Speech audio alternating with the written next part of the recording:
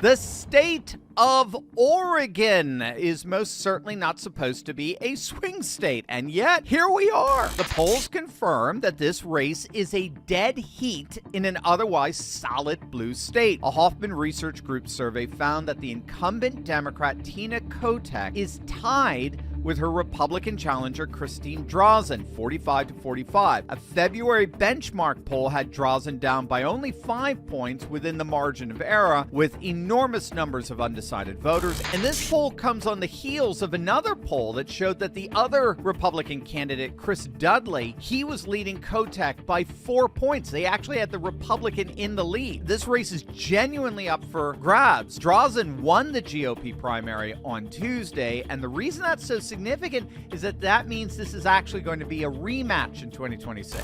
Drazen came within 3 points. I want to make sure you heard that right. Drazen came within 3 points of defeating Kotek back in 2022. And since then, their ultra-leftist failure of Governor Kotek has literally imploded in the polls. Kotek has been governor of Oregon for 4 years, and in those 4 years, she's achieved something genuinely remarkable.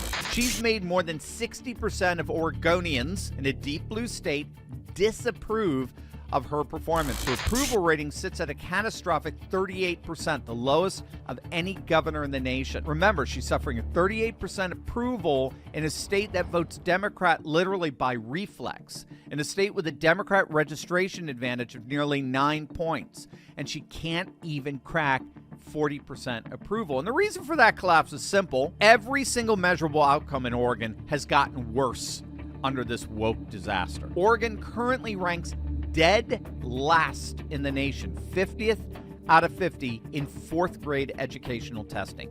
Dead last. The worst educated young children in the entire country. In a state that's been run entirely by progressive Democrats for 39 straight years, and it's spent billions on education. Drug overdose deaths are at record highs.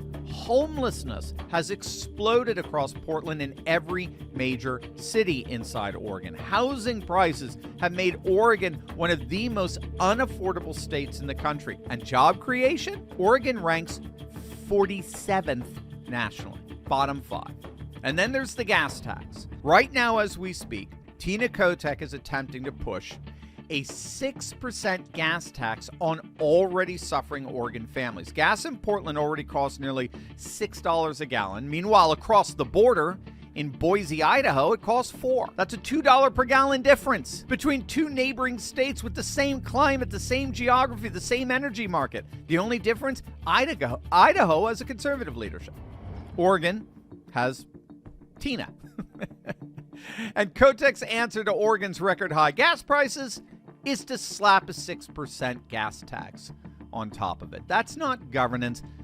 That's a hostage situation. And to make it even worse, Oregon has a program that offers $30,000 grants, not loans, right? Grants to first-time homebuyers. As it turns out, illegal aliens in Oregon have been receiving these $30,000 taxpayer-funded grants for years.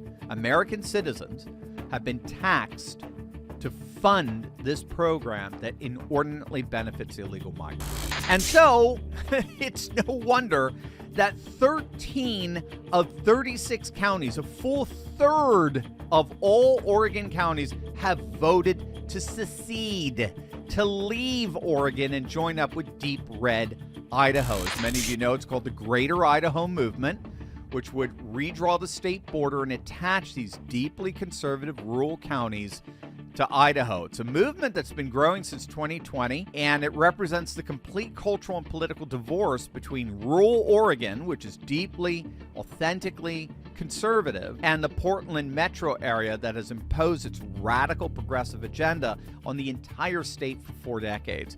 The Greater Idaho Movement is the proof of concept that the realignment in Oregon is real, it's deep, and it is structural, not just a temporary polling. In fact, here's how Oregon is politically structured. Take a look at this map. So this is from their last gubernatorial election in 2022. And if I were to ask you, who do you think won this election? The red team or the blue team? Who do you think? It seems rather obvious, doesn't it? The map is virtually all red. But it don't matter. The Democrat blue team won by just 3 points, granted, but they still won. Democrat won despite having lost 29 of Oregon's 36 counties. The Republican candidate won 80% of Oregon's counties, 8 and 10, and she still lost, Drazen. So if you remove just one county, Multnomah County, where Portland is, if you were to exclude that single county, Drazen, the Republican, would have won the governorship by over 10 points. So what all of this means is that over 80% of the regions in Oregon are experiencing intense political disenfranchisement as they're being ruled by woke Antifa-supporting politicians and policies that hate them and despise everything they stand for. But as it turns out, the governor is now the weakest any Democrat has been in decades, and this may be the year for these counties to strike back and strike hard.